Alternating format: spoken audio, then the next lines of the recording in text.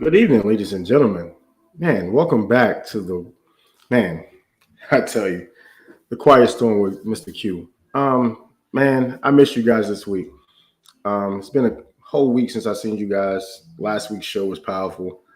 Um, Hopefully, you guys enjoyed it. If you missed the original show, make sure you catch it on the replay. Also, make sure you like and subscribe on YouTube because you gotta get your boy up in his numbers and likes and everything. Um, we talked about a lot of powerful stuff the last show. Um, and I just want to kind of piggyback off of that. We talked about mental health, the importance of forgiving and things of that nature. But we also had some heart to heart moments on there. So um, that's a really good sign for us. So keep tuning in, keep telling your people to come join us. Um, like and subscribe again. This is a Legacy Media production. The Quiet Storm with Mr. Q again. So this week, my musical mood has been up and down all over the place, right? So far, on this Wind Down Wednesday, I've been listening to like an old school Jamie Foxx playlist with a few sprinkles of Maxwell, Tank, a little bit of Jay Valentine. Um, Jay Holiday was on there. I mean, this has just been all over the place, so it's been really good. The Secret Garden even came on. It was a beautiful song. I love it.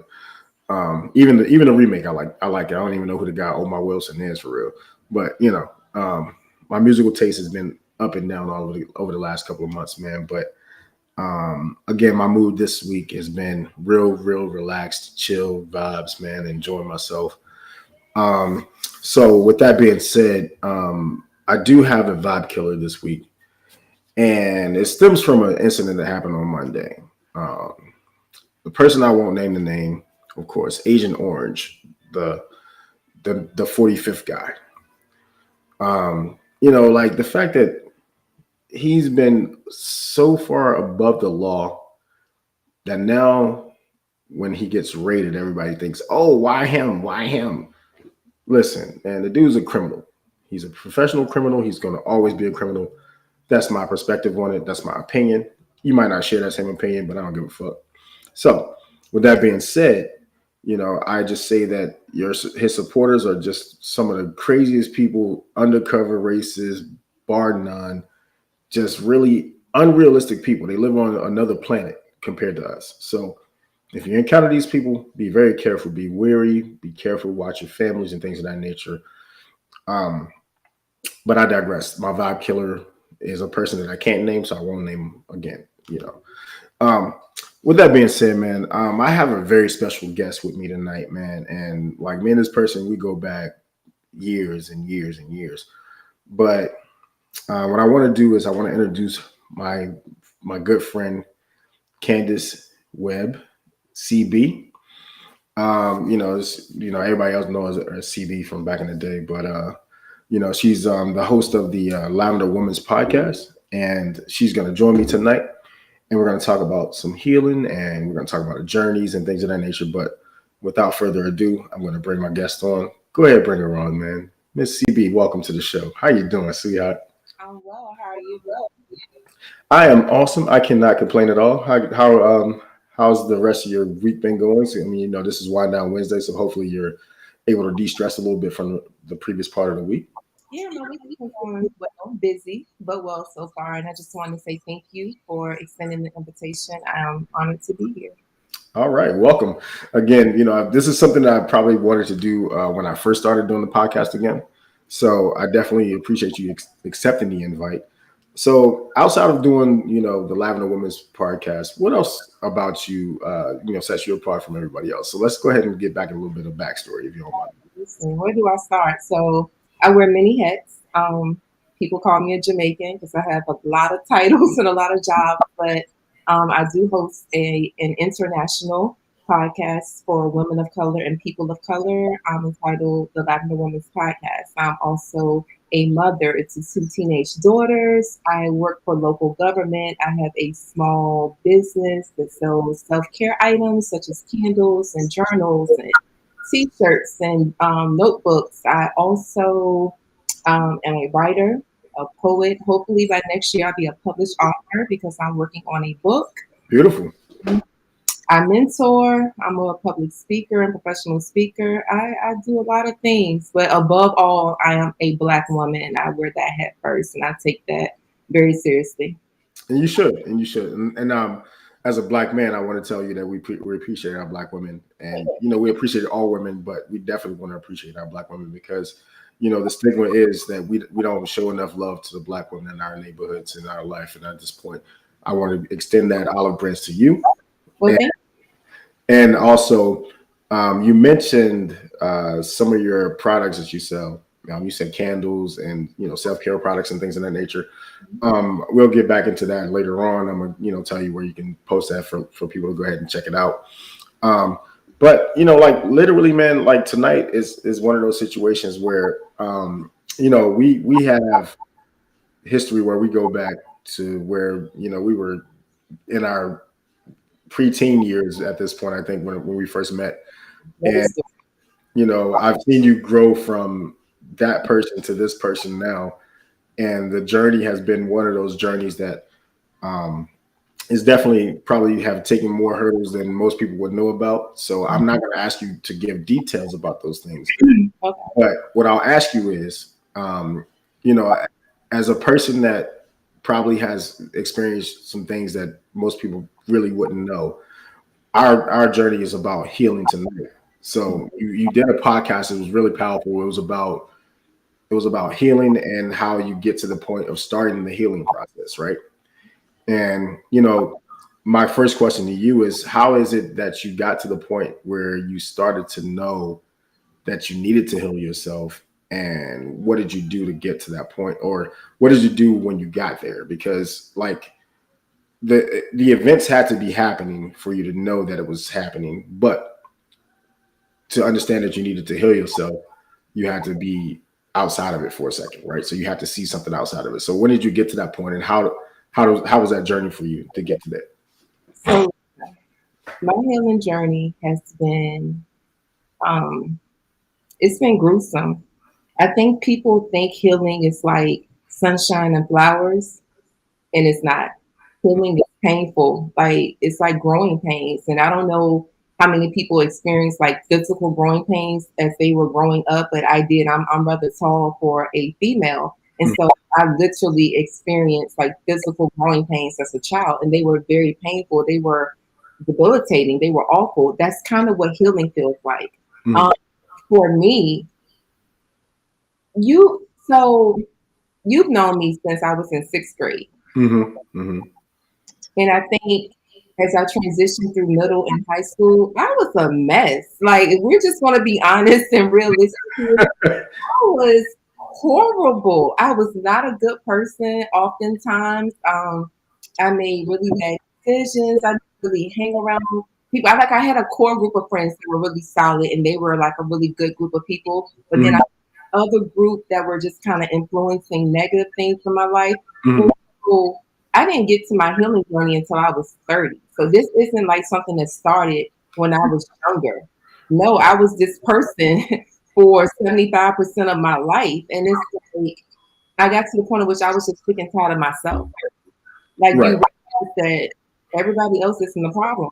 Sis, I'm the problem. Like you are the problem. It's not this person, it's not that group of people, it's you. Yeah. And what do you do about it? And so once I realized that I was causing a lot of the pain that I was experiencing in my life, I just took matters into my own hands. And I can't take all the credit for that. However, Mm, it was my grandmother passing away that really like catapulted me into my healing journey because I grieved her so hard and for so long that my mm, doctor suggested that I go to grief counseling. And I was just like, okay, like I'll try my hand at it. I think I don't need that. Like I don't need to go to therapy. Like I'm cool. But once I completed the grief counseling part, my mm, therapist was like, so let's talk about childhood. And I'm like, I'm not here to talk about childhood. I'm here to talk about grief. right. But I think you're doing better. So now let's try to peel back some of the layers that are there. And once we started doing that, is when I realized that I was in a worse position than I ever realized that I was. And that is what started my healing journey. Well, the funny thing you mentioned is you did grief counseling first, and then you kind of had someone point you in the direction of talking about some childhood trauma that you were dealing with. Yeah. And my guest last week, she talked about actually getting to the root cause of the trauma. Yeah. So I think that's an important piece that most people miss. So Yeah.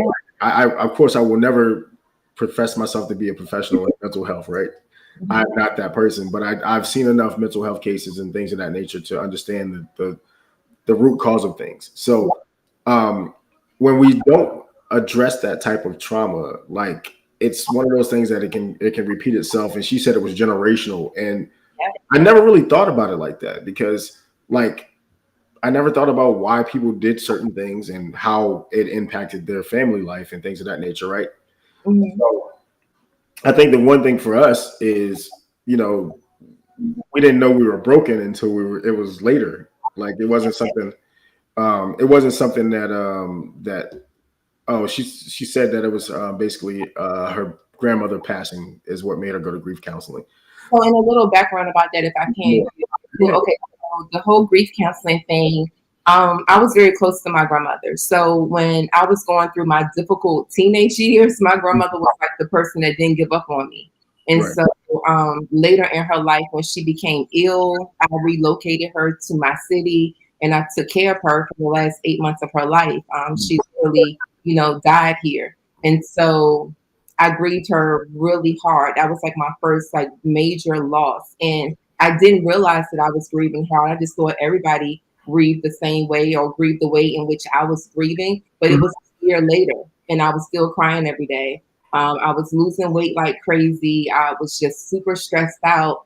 And that actually ended in me having like a nervous breakdown. And that's where the grief counseling came in. And then the counseling that ensued after the grief therapy. So So when you got to that point though, you didn't realize anything was wrong though until I realized anything was wrong. so like I think that's the part that makes it difficult to gauge Hmm. because we get into the cycles of doing the things that we normally do, Hmm. and then even if slight change doesn't really trigger anything for us because we don't really realize that nothing's wrong with us at that point, right? So I think that you know for you to get to that point, it's still that building block or that block that took you there Yeah. um, was a tough one to deal with because again, like you said, that was your rock, that was your solid person, that was a person that never gave up on you. And we're talking about people giving up on people, like literally. I think pretty much everybody that we've known has somebody that gave up on them, and we had that one person that actually stayed in their corner. Yeah. And when you lose that person, I think that's the part that like causes you to spiral into another place that you never knew even existed. Hmm. So um, after the grief counseling, you started to dig deeper into more of the childhood trauma and the drama that the trauma that you had as a teenager going into adulthood, right? Yeah. So after you did that part, like what happened in that steps for the healing journey? Like how did that start? Because like it's one thing to go to grief counseling and then go into this one. Hmm. How did that start for you? So she wanted to start with my earliest memory of like childhood.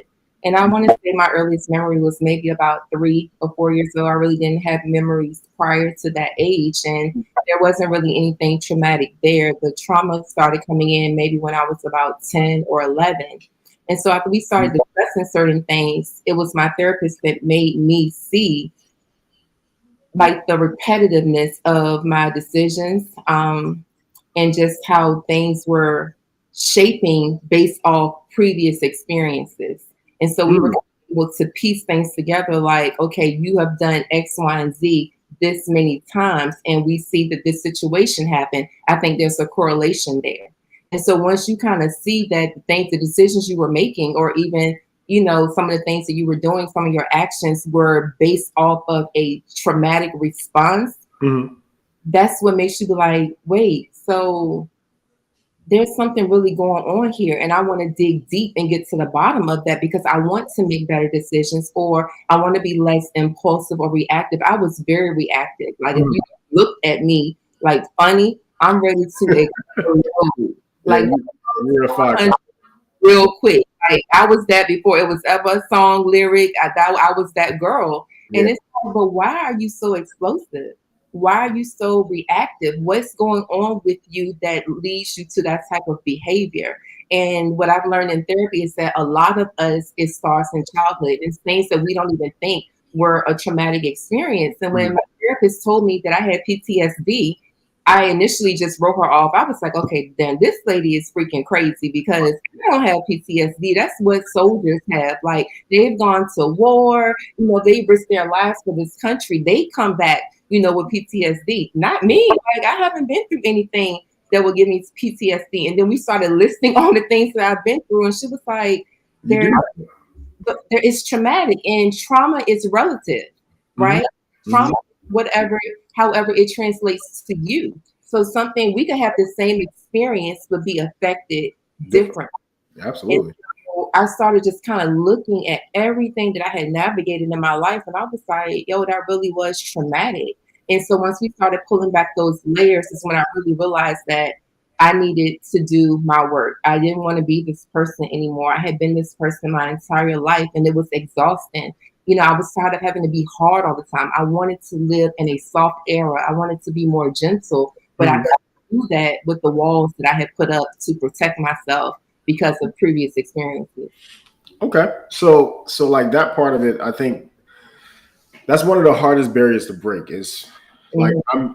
you built this person to be who you are Yeah. over those years, and then you're saying now I have to rebuild this person again. Yep. So like I think my real question would be like how did you get to the point of like how long did it take you to get start the process, and how long did it take for the process to Oh, actually yeah. take effect? This was like a 2.5 year process after about a year of grief counseling. So Mhm. that was not a quick journey. This entire journey took me almost 4 years. Mhm. Because I was in a very specialized therapy once we started pulling back the layers. It's Mhm. actually called, I had to look it up so I won't mess up the acronym, but it's called EMDR therapy. Mhm. So it's called eye movement, desensitization, and reprocessing therapy. Mhm. So what you do is you go back to the traumatic experiences that you have gone through, and you Mhm. put yourself in that scenario. And the whole point is for you to kind of go back and get yourself, go back and heal yourself. And then we're going to like lock that away somewhere where it can no longer hurt or harm us, because those memories and those experiences are literally in our memory bank hunting us every single day, and we don't even realize it. Um, Mhm. so, one of the parts of that specific therapy was I was in a very traumatic car accident my senior year of high school. Like it left me physically injured, emotionally, just I was all over the place. I still to this day suffer from like chronic anxiety in cars riding with people because that accident was so traumatic. I have, scars on my body 20 years later from Mhm. the car accident. I had to put myself back in that moment. And you kind of go back and you grab yourself, like you've left pieces of yourself there. And Mhm. the point is to kind of go back and retrieve yourself, go back and save yourself and let yourself know that you are safe and you are well. It's almost like healing your inner child. And that's a big part of, well, it was a big part of my healing journey because a lot of my experiences happened in childhood. Right. So the whole process from start to finish took about 4 years. I was committed. There was days I didn't want to do the work. There was days that I was tired, exhausted. I didn't feel like it was working, but I, Mhm. I stuck with it. And now I'm very proud of who I am, how I show up in the world because of the work that I was committed to. Yeah. So like you like that part of the therapy now that had to be something that was tough. Oh, I sobbed. Like it wasn't like a cry. I sobbed every single session. Wow. Every session. Because, Why? because I'm thinking about anything that could have been traumatic, and then of course the things that we locked away, Mhm, and how we get to that point, mhm. and then we're like, damn, I didn't realize I was really fucked up. You Listen, it's so that therapy is so effective know? when you're in that zone because it's almost like being semi under like hypnosis almost, because there's like a series of taps that happen and you close your eyes, and then the therapist does, whether they do tapping or eye movements, it's just what however they choose to do their version of that therapy. Hmm. You can literally smell what was going on when that event was happening to you. Wow. Like you can see it, it's that real where you can feel the goosebumps on your arm. It was life changing for me to go back to some of those scenarios and retrieve myself from them, knowing that I am safe and I don't have to stay locked in that place that I've been Mm. for so long. So Yeah, I think that more people need to know about that part of it again. So like I need you to kind of share that, make sure you share that with your people on social media and also share with us. yeah. Um, I think that like that part of it is, man, it's hard to put it into words because like you can't really formulate the thoughts that you need to get out.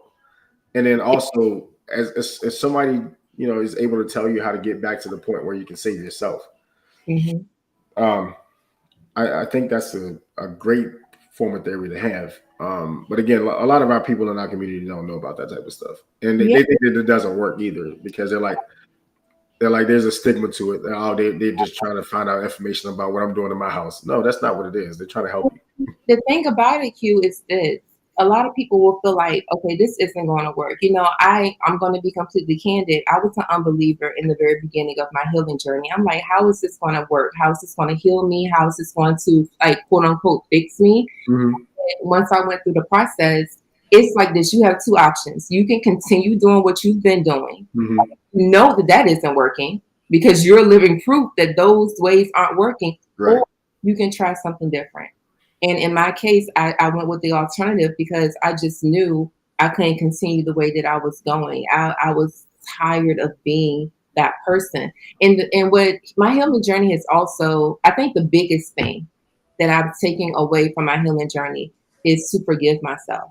I said all of those things in the beginning, like, yeah, I wasn't a good person. I wasn't making good decisions. I've hurt so many people along, the way. Hmm. But in reality, I was just doing the best I could with what I had in that moment. Hmm. Um, Hmm.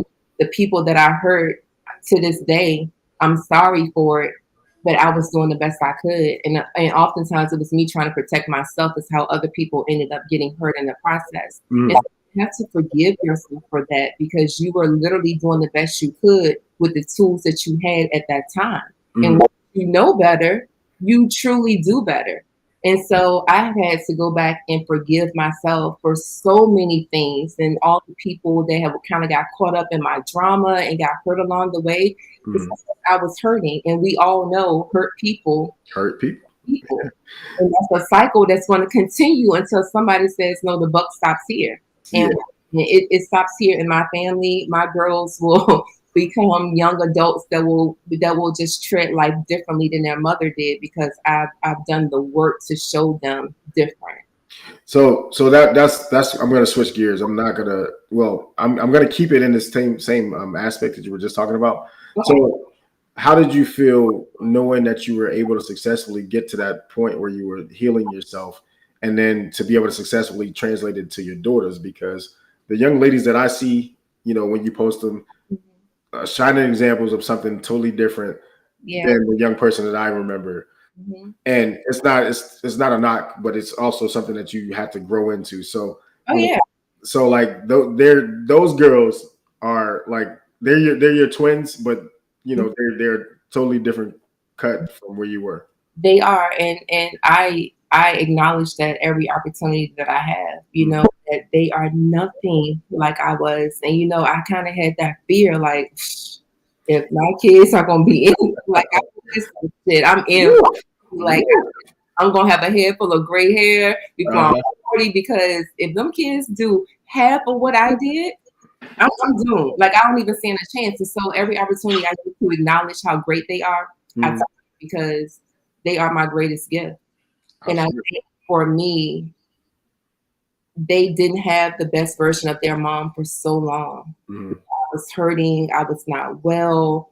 I was just going through so many different emotions. And so once I really got my shit together and was like, no, I'm committed to this journey and Mhm. committed to being better and being a better mother to them, a better role model, I apologize to them. And I apologize to them just anyway when I drop the ball because there's no manual to motherhood. I'm figuring it out every day. My kids are 18 and 14, and I'm still just like, I'm winging it. I I have don't know what the hell's going on.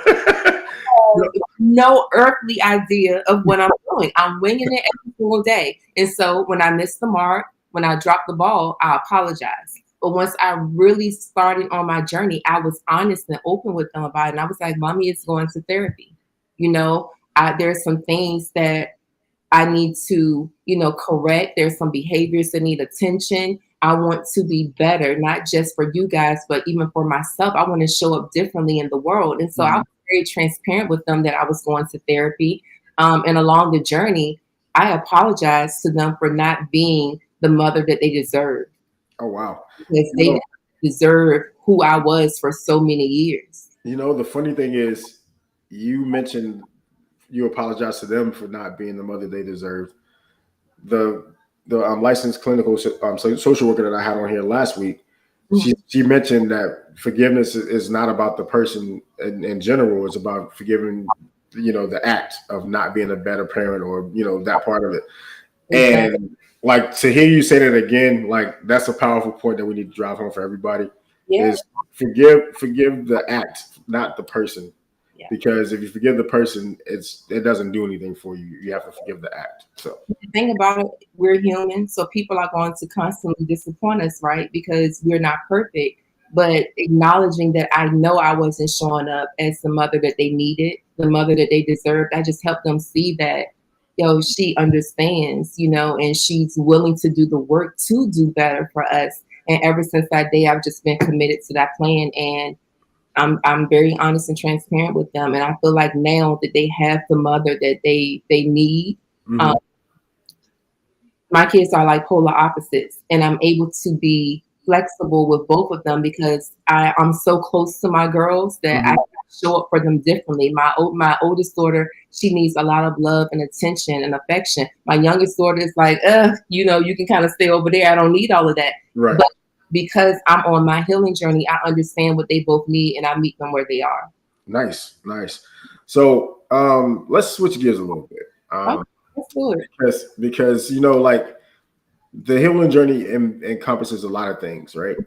So what are some of the things that you did outside of the therapy part of it to change the way you thought about things, the way you see things? Because we talk about, how music is healing, we talk about how writing is healing, we talk about, just being able to talk about certain things is healing. But what did you do personally for yourself to get to that point?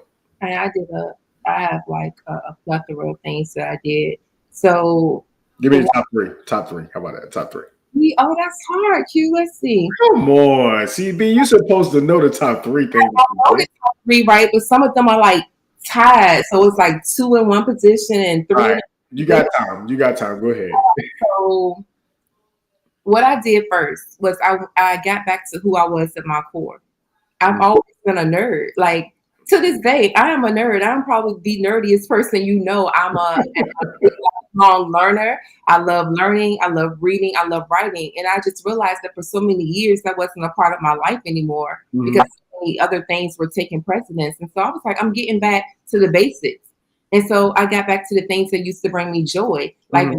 writing and writing. I kind of just went back to the beginning, like, girl, you used to write, poetry and short stories and all of these things. And when is the last time you wrote? You haven't written in years. Like, go sit down and write. So I started writing again. And that was a huge part of my healing journey because I was able to express myself on paper. Mhm.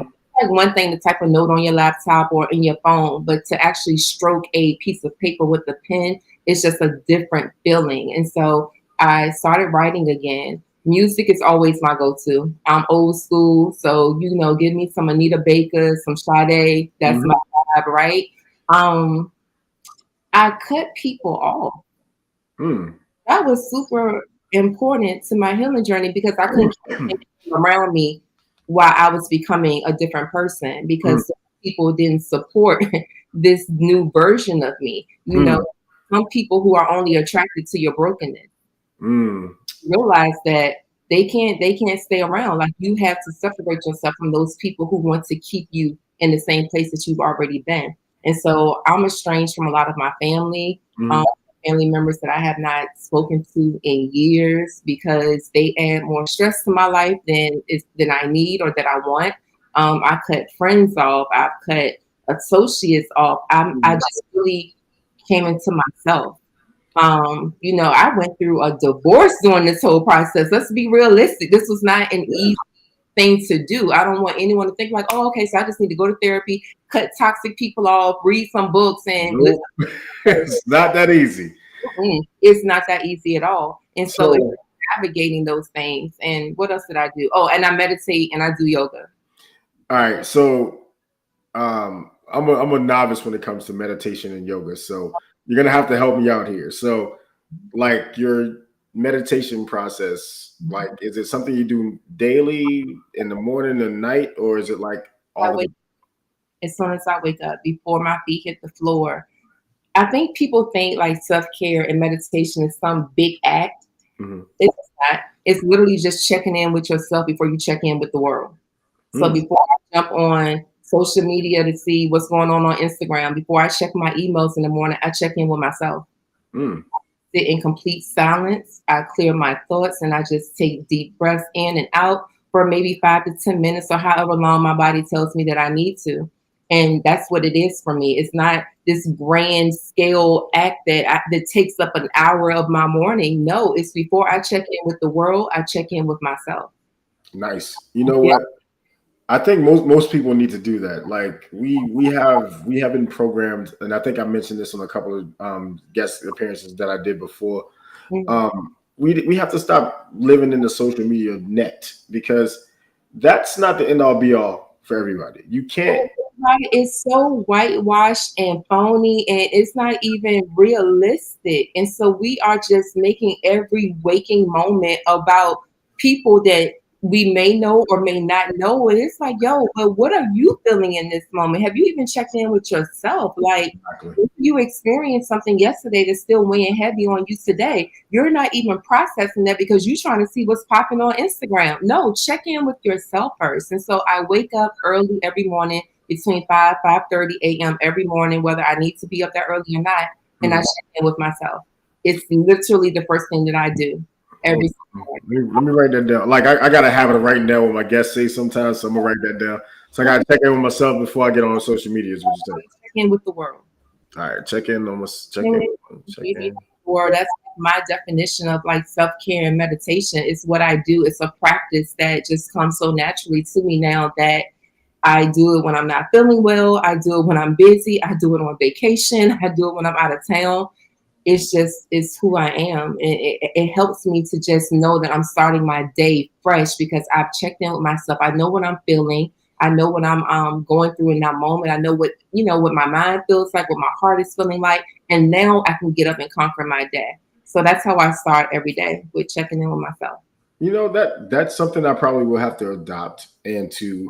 because I feel like I've done a good job of actually self care for myself. Yeah. You know, like mentally, I do things where I kind of shut down, and lately I haven't been doing it as much Mm. because I've been so preoccupied with business and work and life. You know, so sometimes I do forget to check in with myself, and I need to probably get back to that practice, right? It's life changing. Yeah, it definitely is. And I think what I've recently discovered is, for me, like I need silence sometimes Yeah.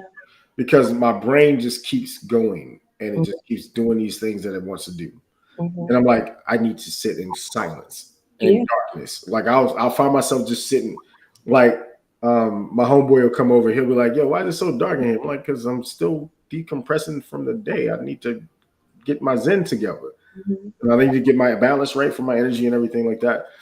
And I'm not gonna be out here, preaching like I'm a spiritual guru or nothing like that. But what I'm saying is sometimes when I get to that point where I felt like I've taken in enough, I need to release all of that shit. And um those are the days that like I enjoy the most.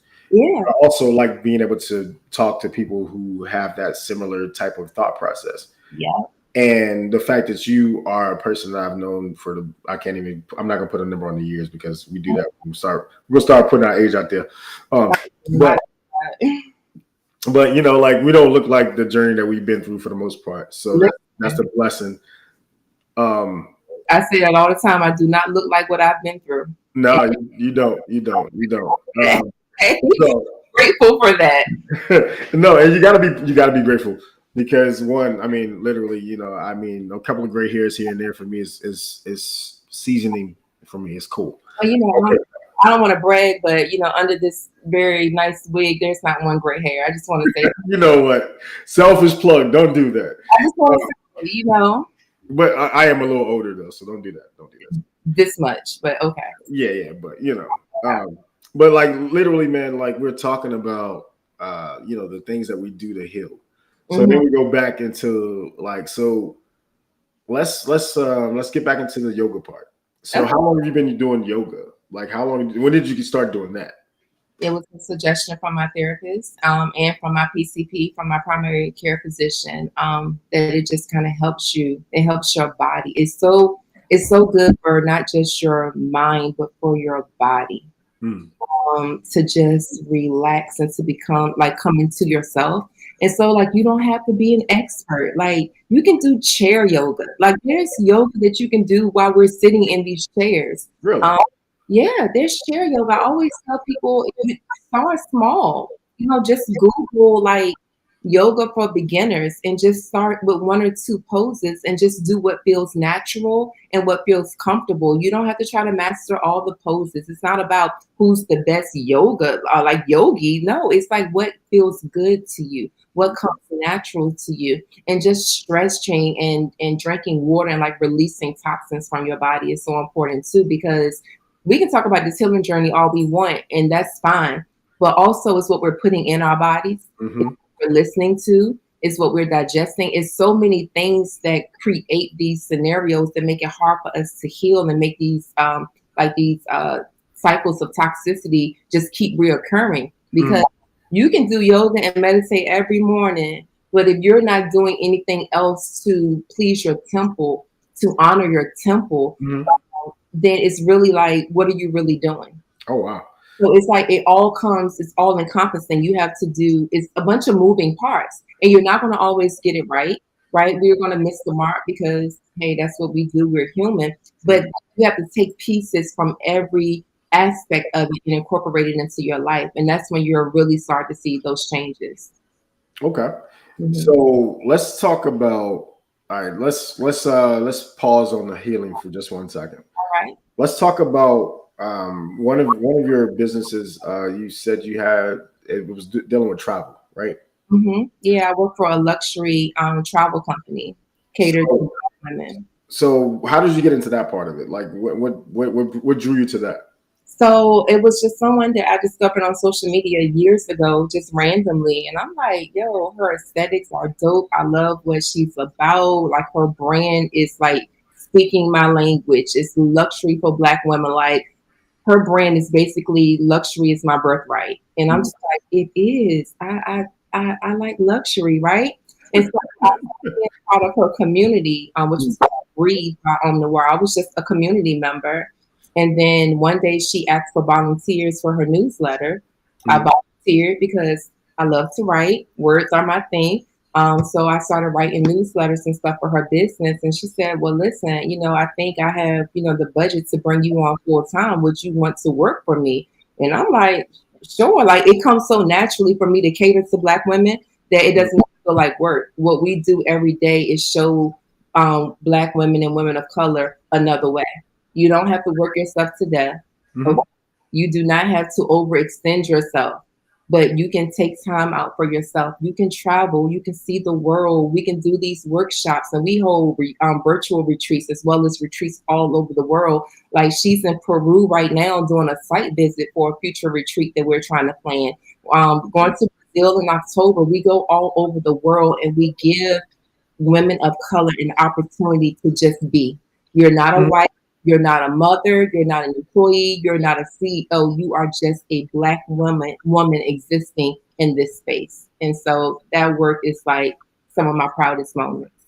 Okay. And so, did that have anything to do with you getting into the podcasting as well, or is it something separate? Podcasting prior to working for that company. The podcast was also a part of my healing journey. Really? Yeah, yeah. It was the homage to my grandmother. That's why it's called the Lavender Woman. Her favorite color was purple.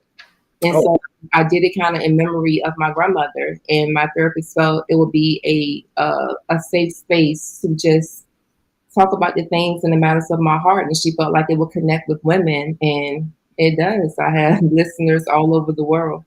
and that's the part that made me want to bring you on because I'm just getting back into it. Hmm. But listening to your voice is like one of those ones. It's weird because I know you, and then when I hear you on like because yours is audio only right now, Yeah, and listening to you on your audio, I'm like, man, she sounds so calm and zen right now. Like my this thing. yo, and I was like, this is her calling, this is her space.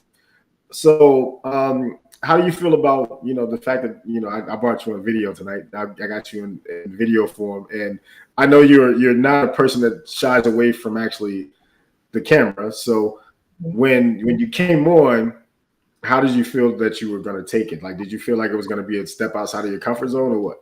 I don't shy away from the camera. I've done, some photography and some model work in my younger years. I don't shy away from the camera, but Q, I be in my house ugly in peace. I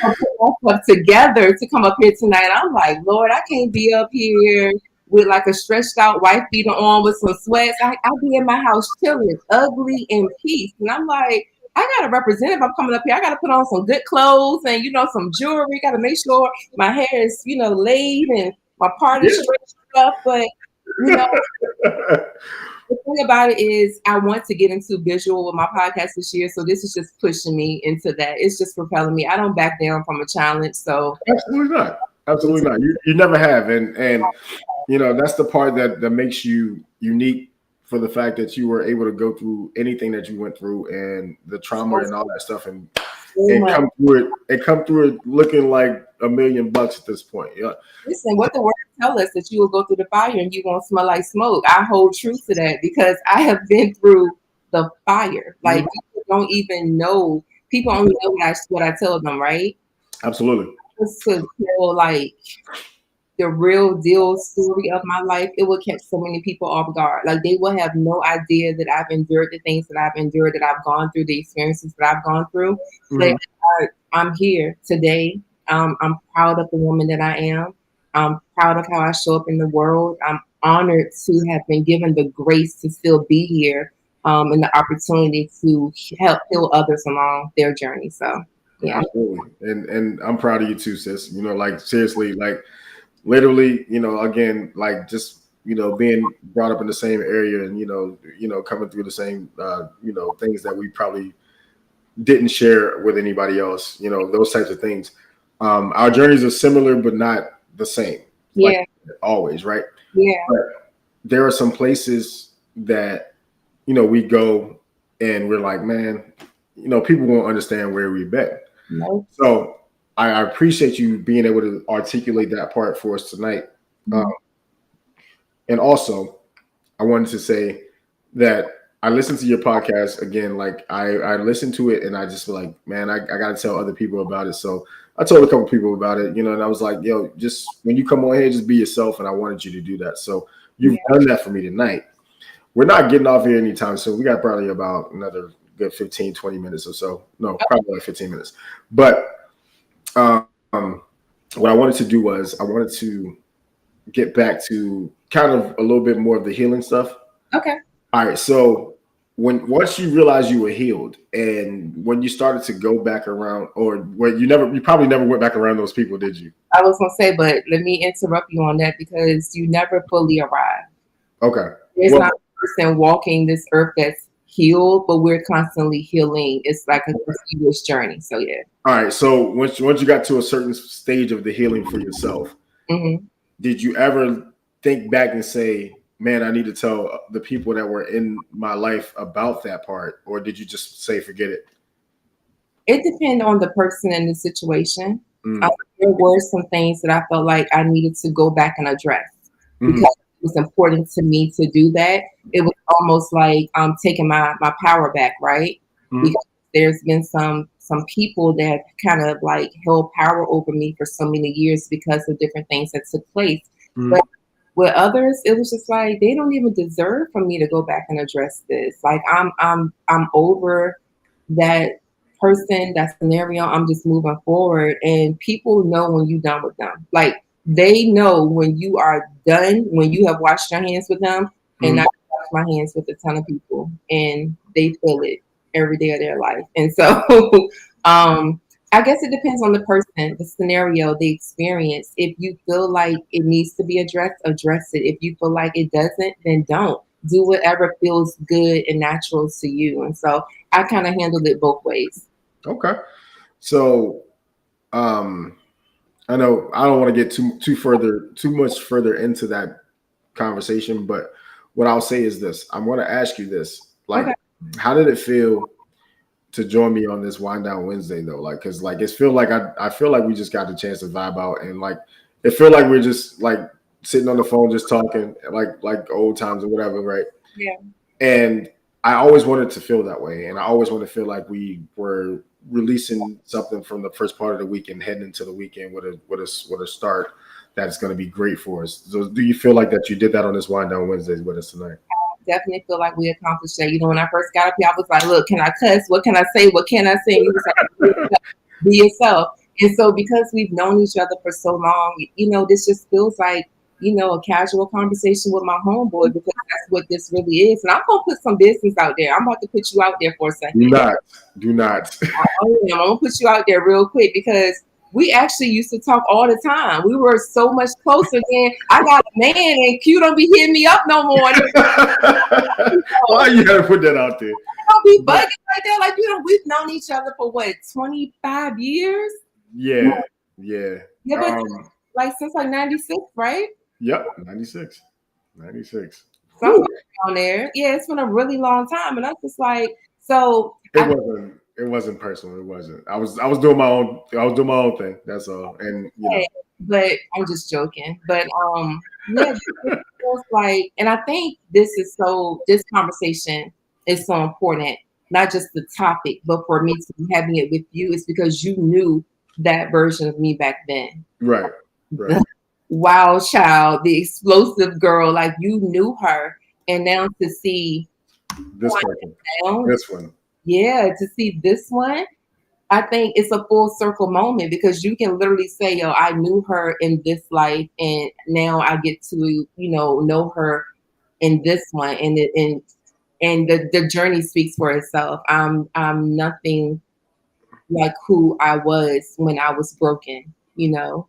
Right. And so that's the thing that really wanted that I really wanted to bring back to full circle because like one for me, like you said, I knew you when you were broken, and we probably both were broken at the time, Yeah. but we didn't know it. Didn't So know. we went our separate ways, and then all of a sudden we came back around, and we reconnected, and it was cool. Yeah. But to tell that story is something that could touch anybody else out here. So the reason that I wanted to do the Quiet Storm is I wanted to have people. What? Oh, okay, got it. I'm sorry. My producer was texting me something. Oh yeah. All right. So like really, I really just wanted to make sure that I'm able to share the story with at least one person. Yeah. The reason that I wanted to do this is to be able to touch at least one person. So even if just one person is sitting there on Wine Night Wednesday with their wine or their juice or whatever their smoothie or whatever it is that they drink, their water, whatever it is, they just chilling out, relaxing, listening to us talk, and being able to relate to some part of what we say, right? Mm-hmm. I appreciate that part, and I appreciate you taking time out of your schedule to do this because I know you got some hectic times coming up for you. So in the next couple of weeks, Yeah. my girl gonna be out of town. She can be doing her thing with her boo thing. Mm-hmm. Her daughter's going to college in 2 weeks. It's about to be a wrap, man. So, um, I know she got old lady bedtime, so it's almost 9 o'clock. Let me make sure I get up out of here. But I get my sleep. Okay, let's be clear. I don't overdo, sleep. overdo, overdo. But no, like seriously though, Q. I think the goal is always like if if your work can just touch one person, right? And so Absolutely.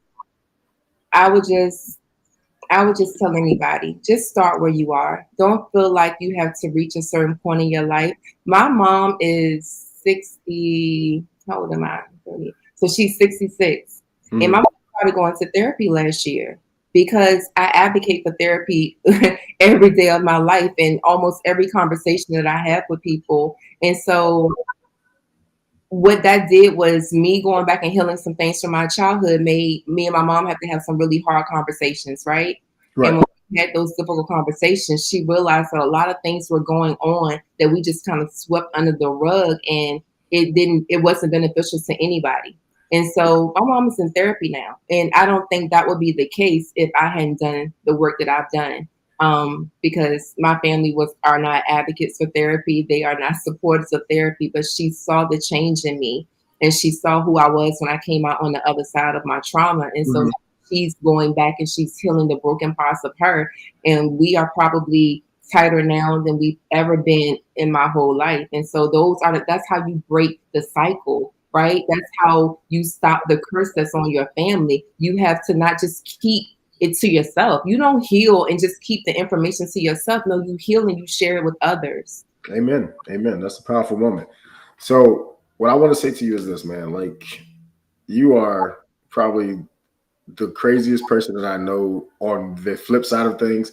But Yeah. like the calm side of you, I don't know who she is, so I don't know if I like her or not yet. But no, um, but no, real talk, man. Like you, Oh, she's only been around for several years. She hasn't yeah, even yeah. long. She got to grow on me. She got to grow on me. But like literally, man, you have imparted your wisdom and your journey on my people's ears tonight, and hopefully, once we get everything popping again, like if I do a live event when I come to VA, maybe you can chop it up with us, and we'll do like some just random spoken event out there, whatever it is, and maybe you can share some of your poetry, some of your writing, or whatever that you can share.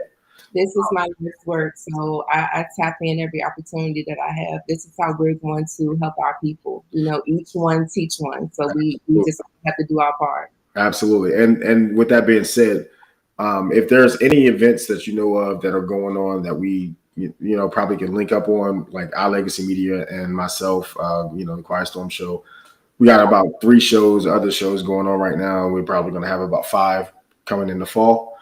But anything that that any events that we can get tied on to that of, tap us in. We'll be there. You know what I mean? It's only a 3 or 4 hour drive for us from Maryland to VA to pop it up, do our thing and then roll up out of there. But um, I really wanted to thank you tonight, man, for coming in and sharing your truth with everybody and also being as you as possible. And I love that.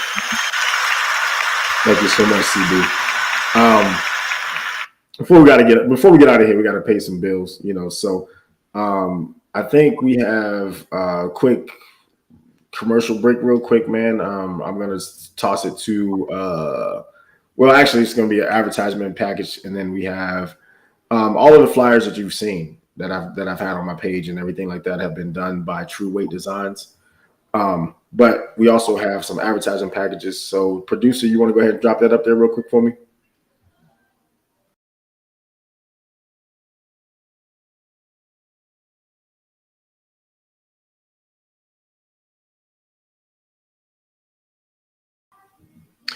All right. So that was my advertisement packages, but I'll put the flyer and everything in my social media groups. So you'll see it on the IG page. You'll see it on my Facebook group. So if you're not a part of the Facebook group, join today.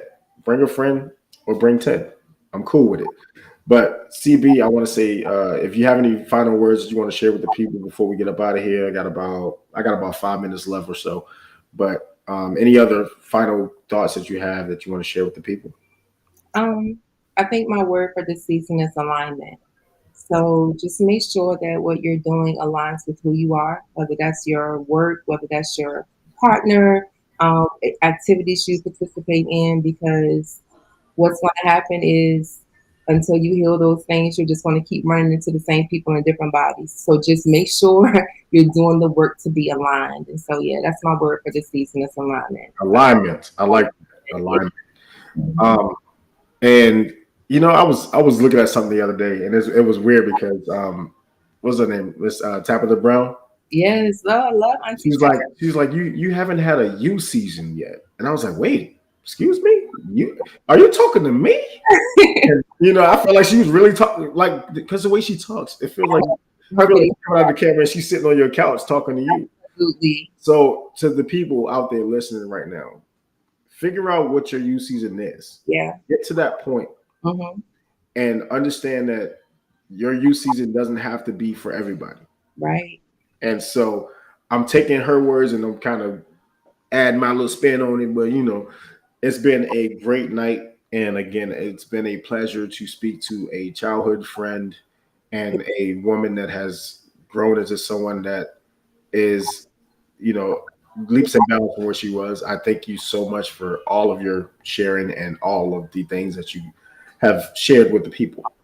No Um, honor. but It's an I'm gonna sign off a little early tonight, producer. So I'm gonna go ahead and say, at this point, iLegacy Media is who we are. We are iLegacy Media. We are a media company. If you want to reach out to us, we have our email address is ilegacymedia3@gmail.com. And if you have any stories or any things that you want to reach out to us about, business opportunities, things of that nature, like advertising, sponsorships, and things of that nature.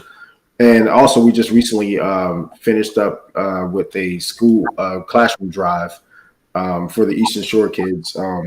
We sponsored a couple of things to send out to them from Amazon and stuff like that, so to furnish their classroom and things like that. But also visit our website at iLegacyMedia at iLegacyMedia.com. But also make sure you follow up on the shows that come on. We have the Threesome Show with my boy DJ Teflon. I'm sorry, Dr. Teflon Don, the unlicensed sex therapist. True Weights comes back next week with Miss Amanda Austin. You have opportunities to join us anytime you want, sis. So we're only a internet connection away or a phone call away if you need us. I think we need to do a part two to this episode because I need to talk about marriage and relationships. So you let me know when I can come back because that's gonna be the episode that's gonna free some people, okay? Oh, you know what? As a matter of fact, after your vacation, so we'll set it for the middle of September if you don't mind. I'll get you some dates and look at your calendar for me. Busy for the next several weeks, but I'm gonna make time for this because it's important, right? But Yeah. yeah, we need to address relationships. Like we need to talk about it. We need to have a candid conversation about it, and I'm willing to have that conversation. So let's do it. Hey, sis, I'm with you on that 100%. But again, this has been your boy Mr. Q tonight, and my girl CB, Miss Webb, Candace Webb over here doing her thing, living life luxuriously, lavishly, living it up. All the things, all the things. Everything. So, producer, all I have to say is, man, we only got one place to go, and that's what? All the way up. Let's get it. Nothing can stop me. I'm all the way up.